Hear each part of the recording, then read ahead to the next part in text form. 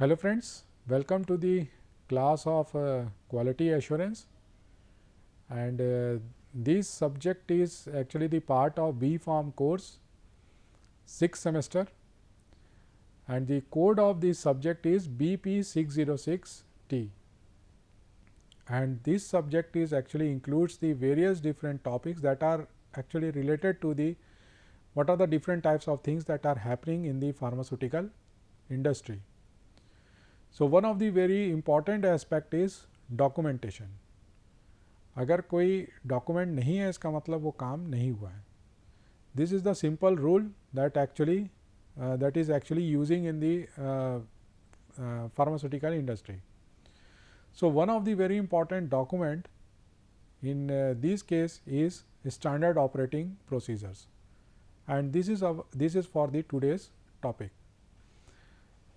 तो चलिए समझते हैं स्टैंडर्ड ऑपरेटिंग प्रोसीजर्स क्या होते हैं और इनको हम कैसे प्रिपेयर करते हैं कि और कि इनमें क्या क्या चीज़ें इंक्लूड की जाती हैं. So these all things are we are going to discuss in today's topic. So let's start and I am doctor Alankar Srivastava, associate professor in the KIET group of institution.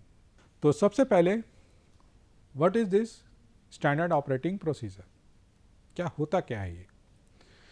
तो standard operating procedure is a set of step by step written instruction intended to document how to perform a routine activity. देखिए बहुत सारी अलग अलग तरह की activity perform की जाती है फार्मास्यूटिकल इंडस्ट्री में. फॉर एग्जांपल सिंपल सा use of pH meter. PH meter हम क्यों यूज करते हैं. PH meter is use to estimate the pH value of any solution. और इस पीएच को जानना है, पीएच मीटर यूज़ किया जाता है, तो पीएच मीटर को कैसे यूज़ करना है उसके लिए हमें डेफिनेटली एक एसओपी प्रिपेयर करनी पड़ेगी. तो ये तो बात हो गई इक्विपमेंट वाली बात. लेकिन कई ऐसे ऑपरेशंस होते हैं जो कि जिनका कि मैन्युफैक्चरिंग और क्वालिटी कंट्रोल से लेना नहीं भी होता है, उसके लिए भी एक प्रॉपर एसओपी बनाई जाती है, वो भी ज़रूरी होती है. For example what should be the process of hiring any employee.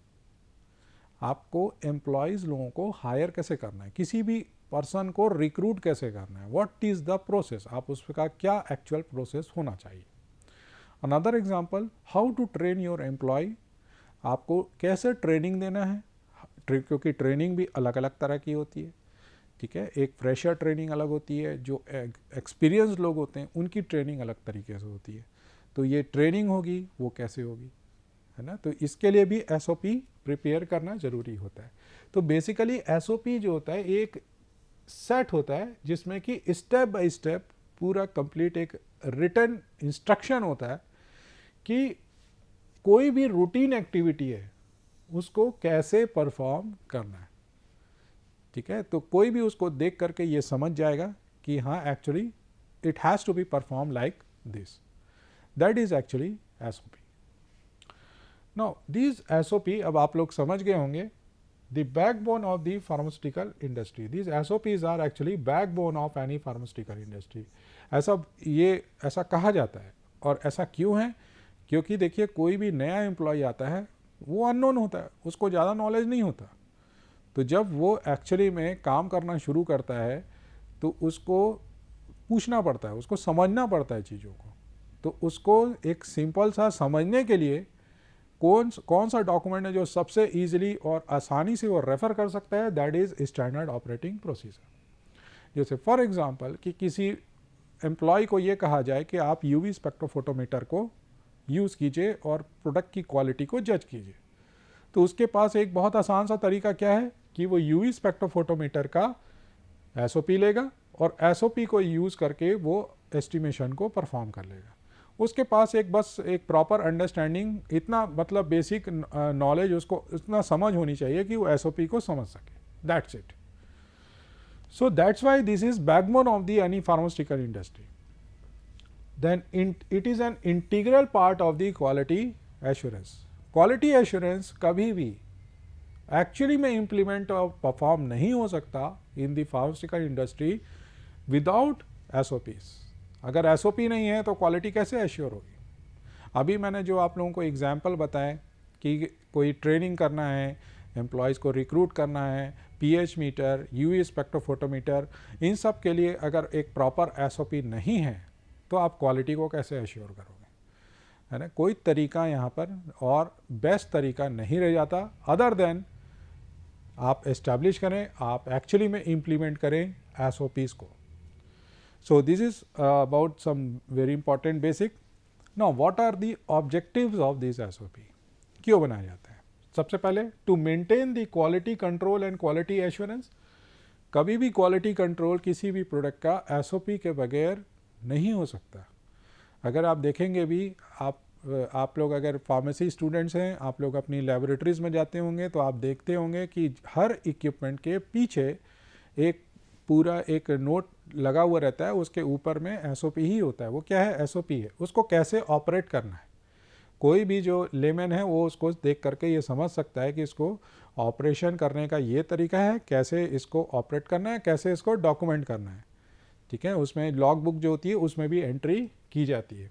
तो क्वालिटी कंट्रोल और क्वालिटी एश्योरेंस कभी भी पूरा नहीं हो सकता until unless की proper SOPs are actually implemented in the industry. Now, to serve as the training document for teaching users about the process for which the SOP was written. तो SOPs को SOPs को हम as a training document भी use कर सकते हैं। जब training दी जाती है किसी भी नए एम्प्लॉय को, उसको ये बता दिया जाए आपने कि SOPs को आपको ऐसे रेफ़र करना है, इस तरह से पढ़ना है, इस तरह से समझना है, तब आपका कितना टाइम बच जाएगा। आपको उसको बार बार ट्रेन करने की ज़रूरत नहीं पड़ेगी, ठीक है। बार बार आपको उसको समझाने की ज़रूरत नहीं पड़ेगी, और इसीलिए इसको एज ए ट्रेनिंग डॉक्यूमेंट भी हम यूज़ कर सकते हैं for different types of process. Next thing, to facilitate consistent conformance to quality system requirements and to support the data quality. कोई भी डेटा हो, मान लीजिए अभी मैं पीएच मीटर की ही बात कर रहा था, अगर किसी ने भी उसको एक एसओपी को प्रॉपरली यूज़ करके उसको एक्चुअली में उस पर काम किया, तो उससे जो डेटा जनरेट होगा that will be A quality data. इसीलिए कोई भी जो क्वालिटी डेटा होगा उसको सपोर्ट करने के लिए एसओपीज कैन बी यूज्ड। और जो मान लीजिए मैं काम कर रहा हूँ या आप काम कर रहे हैं, अगर सेम एसओपी को फॉलो करेंगे तो हमें जो आउटकम मिलेगा वो भी एक्चुअली में बिल्कुल मैच होता हुआ रहेगा, उसकी क्वालिटी के ऊपर कोई यहाँ पर क्वेश्चन नहीं होगा। Now next thing is to provide the guideline for accurate and timely data collection. To provide the guidelines for accurate, आपको एक एक्यूरेट डेटा मिलेगा और टाइमली डेटा मिलेगा, आपको उसको डेटा का कलेक्शन प्रॉपरली हो पाएगा। नहीं तो एसओपी नहीं होगा तो आपको कोई भी काम बार बार करना पड़ेगा, और बार बार होगा तो आप यहाँ पर क्या करोगे, आपको एक्यूरेट डेटा तो मिल ही नहीं रहा है और उसमें भी आपको कोई कंसिस्टेंसी भी नहीं रह जाएगी। तो ये एक्यूरेट और टाइमली डेटा का जो कलेक्शन है वो भी एक्चुअली में इंश्योर करती है SOPs. Then next thing is the uniformity of performance. तो देखिए वही मैं कह रहा था कि एसओपीज़ को फॉलो करके जो भी एम्प्लॉय काम करेगा उसके जो रिजल्ट्स होंगे वो कंसिस्टेंट होंगे, उनमें प्रॉपर एक यूनिफॉर्मिटी होगी। So these are the objectives. Sorry, then next objective is the efficiency and quality output. काफ़ी उसके एफिशिएंसी इंक्रीज होगी और उसका जो आउटपुट होगा वो भी बेटर होगा, काफ़ी अच्छा होगा। Then it reduce the miscommunication and failure to comply with industry regulations. ये भी एक बहुत देखिए इम्पॉर्टेंट पॉइंट है।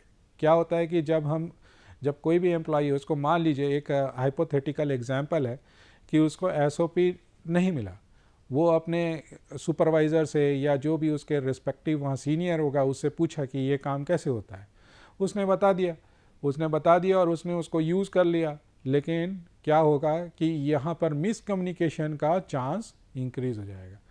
कोई भी वर्बल कम्युनिकेशन और रिटन कम्युनिकेशन में हमेशा एक डिफरेंस होता ही है, इसलिए उसने जो वर्बली बताया उसने क्या समझा इसमें फ़र्क हो सकता है, और ये मिसकम्युनिकेशन का एक यहाँ पर प्रॉब्लम हो सकता है। और शुरू में भी हमने बात की थी कि डॉक्यूमेंटेशन एक बहुत इंपॉर्टेंट एस्पेक्ट है। क्योंकि अगर कोई चीज़ प्रॉपरली डॉक्यूमेंट नहीं हुई तो वो हुई नहीं।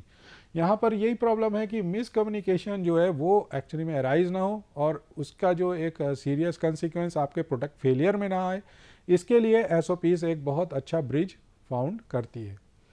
Then failure to comply within the industry regulations. Then to carry out operations correctly and always in the same manner. किसी भी ऑपरेशन को एक प्रॉपर सही तरह से परफॉर्म करना और बिल्कुल एक्चुअली में उसी तरीके से परफॉर्म होते रहने का एक जरिया भी SOP होती है. अब इसके क्या क्या बेनिफिट्स हैं, ये सब तो इसके ऑब्जेक्टिव्स हो गए. Provide information to perform the job properly.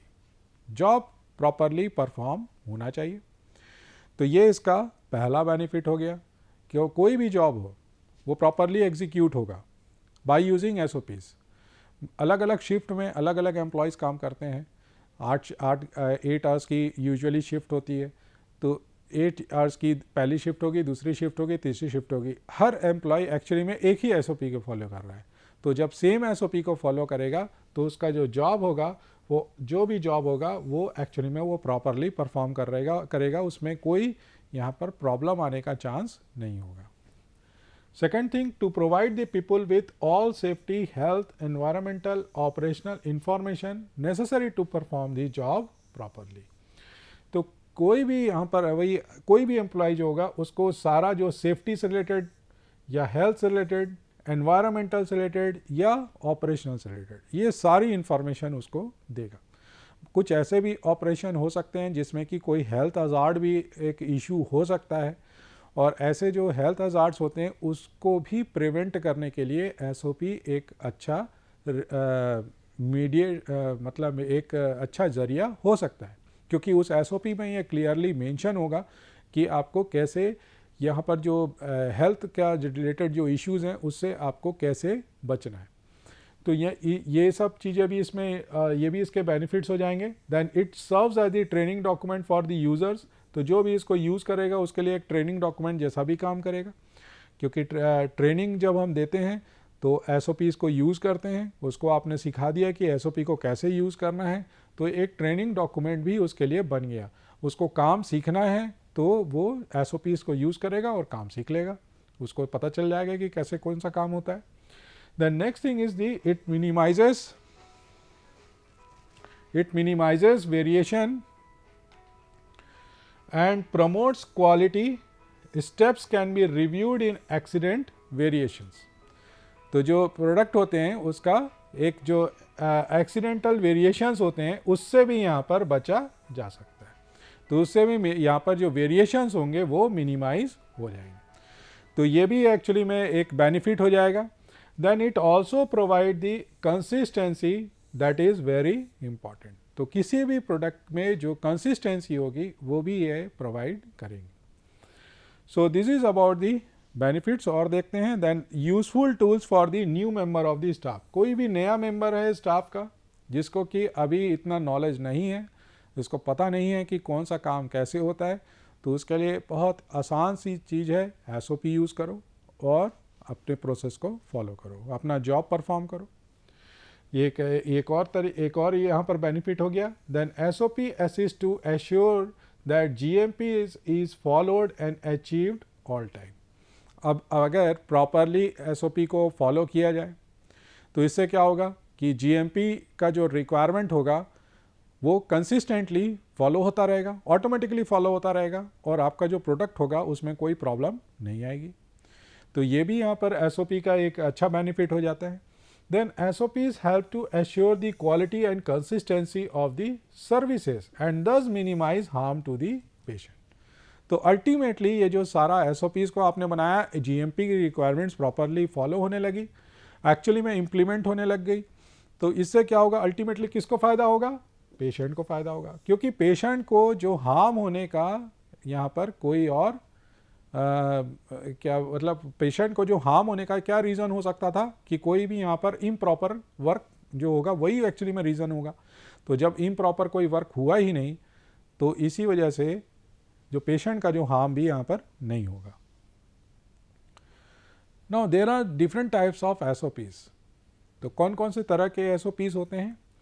पहले तरह का SOP होता है दैट इज़ एनालिटिकल मेथड. बहुत सारे एनालिटिकल मेथड होते हैं अलग अलग तरह के, जैसे इम्प्योरिटी का अलग एनालिटिकल मेथड होता है। If you want to estimate the impurity, limit test एक अलग तरह के मेथड्स होते हैं, आइडेंटिफिकेशन टेस्ट अलग तरह के होते हैं। एक तरह के मेथड होते हैं जिसमें कि हम सिर्फ और सिर्फ वो ऐसे कर रहे होते हैं, हम ड्रग को ऐसे कर सकते हैं, ड्रग के किसी कंपोनेंट का ऐसे कर सकते हैं, इम्प्योरिटी का ऐसे कर सकते हैं, या किसी रिलेटेड सब्सटेंस का ऐसे कर सकते हैं, या ड्रग का जो ड्रग जिस भी मैट्रिक्स में मौजूद है उस मैट्रिक्स में से किसी चीज़ का एनालिसिस कर सकते हैं। तो इन सब चीज़ों के लिए अलग अलग एनालिटिकल मेथड होंगे, और ये एनालिटिकल मेथड जो होते हैं उनको कैसे परफॉर्म करना है इसके लिए भी हमें प्रॉपर एक SOP होगी। Then next thing is the preparation of reagents. अलग अलग तरह के रिएजेंट्स होते हैं, हम लेबोरेटरी में भी प्रिपेयर करते हैं। फॉर एग्जांपल आपको HCl प्रिपेयर करना है, 0.1 नॉर्मल HCl प्रिपेयर करना है, 0.1 मोलर NaOH प्रिपेयर करना है, या कोई भी आपको रिएजेंट प्रिपेयर करना है, उसके लिए भी SOP बनाई जाती है। अब ये SOP ये किन के लिए यूज़फुल होगी? जो क्वालिटी कंट्रोल में होंगे, ज़्यादातर पर्टिकुलरली उनके लिए ज़्यादा हेल्पफुल रहेगी कि कैसे रिएजेंट्स बना करके वो उसको यूज़ कर सकते हैं फॉर डिफरेंट एनालिटिकल पर्पस। तो ये SOP अलग होगी। Third thing is the quality assurance.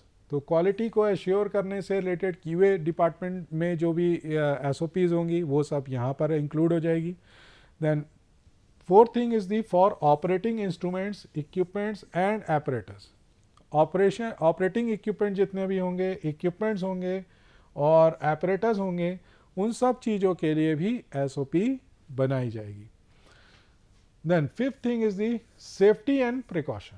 जो सेफ्टी एक अगेन एक इशू है। बहुत से ऐसी चीज़ें होती हैं जिससे कि जो ऑपरेटर्स होते हैं, जो वर्कर्स होते हैं, उनके लिए उनके जो सेफ्टी पॉइंट ऑफ व्यू से वो बहुत इंपॉर्टेंट होता है। जैसे हार्मोन्स यहाँ प्रिपेयर किए जाते हैं, एंटीबायोटिक्स प्रिपेयर की जाती हैं। तो ये सब ऐसी चीज़ें हैं जो कि किसी भी वो ऑपरेटर के लिए हार्मफुल भी हो सकते हैं, उसके जो फ्यूम्स होते हैं। तो उनसे कैसे बचना है, इनके लिए भी प्रॉपरली SOP बनाई जाती है। तो सेफ्टी और प्रिकॉशंस के लिए भी जो SOP होता है उसको भी वो भी बहुत इंपॉर्टेंट होती है। Then next thing is the methodic. कौन सा कोई भी प्रोसेस है उसको करने का क्या तरीका होना चाहिए। कोई भी काम है, देखो अलग अलग तरह के काम होते हैं, तो उन सब कामों को करने का जो एक्चुअल तरीका क्या होना चाहिए, ये एक्चुअली में किस में आएगा? टाइप्स ऑफ SOP में। Then next thing is the receiving and registration of sample. तो आप सैंपल को कैसे रिसीव करोगे? जब भी क्वालिटी कंट्रोल लैब जो होती है उसको सैंपल मिलता है और उस सैंपल का वो एनालिसिस करते हैं। सैंपल को एक्चुअली में कैसे रिसीव किया जाता है? क्योंकि सैंपल जो होता है उसको आप जिस तरह से रिसीव कर रहे हो, जिस तरीके से आप रिसीव कर रहे हो, प्लस जिस पैकेज में आप उसको रिसीव कर रहे हो, वो भी कई बार उसके क्वालिटी कंट्रोल में काफ़ी इंपॉर्टेंट हो जाता है। जैसे फॉर एग्जांपल अगर कोई पैरेंटल प्रोडक्ट है, उसको आपने ओपन कंटेनर में रिसीव किया है, तो इसका मतलब क्या हुआ कि मोस्ट लाइकली कि वो जब आप उसका एक्चुअल में टेस्ट करेंगे फॉर दी माइक्रो ऑर्गेनिज्म, तो हो सकता है कि वो एनवायरनमेंट में एक्सपोजर की वजह से कॉन्टामिनेट हो गए हों। तो इसीलिए रिसीविंग और जो रजिस्ट्रेशन होता है किसी भी सैंपल का, उसके लिए भी यहाँ पर एक SOP बनाया जाता है। देन फंडामेंटल SOP, कुछ ऐसे भी हमारे फंडामेंटल ऑपरेशन होते हैं ट्रेनिंग के लिए, रिक्रूटमेंट के लिए, हायरिंग के लिए, HR से रिलेटेड। ये सब जो डॉक्यूमेंट्स होते हैं, कैसे एम्प्लॉय अंदर आएंगे, कैसे आप बाहर जाएंगे, ये भी इनके लिए भी आपको SOP बनाना पड़ेगा, कैसे वो मूव करेंगे। Sometimes this kind of SOPs are also prepared. The next thing to deal with the complaints, another very important types of SOPs कि कंप्लेंट्स को कैसे डील करना है। कंप्लेंट्स जो आती हैं मार्केट से, उसको आप कैसे डील करोगे। अलग अलग तरह की कंप्लेंट्स होती हैं और वो कंप्लेंट्स को आप कैसे हैंडल करेंगे। तो इन सब चीज़ों के लिए भी आपको प्रॉपर SOP बनाना पड़ेगा। अब SOP का राइटिंग स्टाइल कैसा होना चाहिए, ये तो हमने समझ लिया कि SOP को हम बनाते क्यों, उसके ऑब्जेक्टिव क्या है, उसके बेनिफिट्स क्या हैं और किस किस तरह की SOPs होती हैं। So what are the different writing styles of SOP। तो सबसे पहले SOP shall be written in concise, step by step, easy to read, follow format. बहुत ही कंसाइज, एकदम step by step proper information होना चाहिए, प्रॉपरली वो रीडेबल होना चाहिए। ऐसा नहीं कि इतना कॉम्प्लिकेटेड आपने उसमें वर्ड्स डाल दिए कि उसको रीड करना मुश्किल हो रहा है। Then information should not be complicated, बहुत कॉम्प्लिकेटेड इंफॉर्मेशन नहीं होनी चाहिए. The active voice and the present verb tense should be use. इसमें एक्चुअली में वॉज और इस तरह के जो टर्म्स होते हैं उसको यूज़ नहीं किया जाता, उसको एक्टिव वॉइस में रखा जाता है और बहुत ही सिंपल लैंग्वेज में उसको यूज़ किया जाता है. प्रेजेंट वर्ब टेंस होना चाहिए. It should be simple and short, एकदम सिंपल और शॉर्ट होनी चाहिए. सिंपल, उसमें कोई कॉम्प्लिकेटेड और कोई ऐसी लैंग्वेज नहीं होनी चाहिए जिससे कि कोई एम्प्लॉय कंफ्यूज हो जाएगी एक्चुअली में करना क्या है. Then the routine procedure that are short and require a few decisions can be written using simple step format. अगर कोई भी यहाँ पर ऑपरेशन है तो उसको आप स्टेप वाइज दीजिए. जैसे पीएच मीटर है, पीएच मीटर को कैसे आपको ऑपरेट करना है स्टेप वाइज उसको वहाँ पर मेंशन किया जाता है. Then long procedure consisting of more than 10 steps should be written along with graphical format. तो जब कोई अगर बड़ा स्टेप होता है तो उसको ग्राफिकल फॉर्मेट में प्रेजेंट किया जाता है. The procedures that require many decisions should be written along with the flow chart. तो फ्लो चार्ट के साथ उसको प्रेजेंट किया जाता है. कई बार ऐसे जो डिसीजंस होते हैं कि वो जो कोई प्रोडक्ट है वो पास हुआ कि फेल हुआ, इसको आपको समझना है तो वहाँ पर फ्लो चार्ट में वो इंफॉर्मेशन दी जाती है. देन क्या करना चाहिए एसओपीज को बनाते समय. Write in present tense, don't use the past tense, conditions of future tense unless you have a good reason to do. जरूरी आपको ये अगर प्रेजेंट टेंस में लिखना ही आपको फ्यूचर टेंस में लिखना ही पड़ गया तो आपके पास वो रीजन होना चाहिए.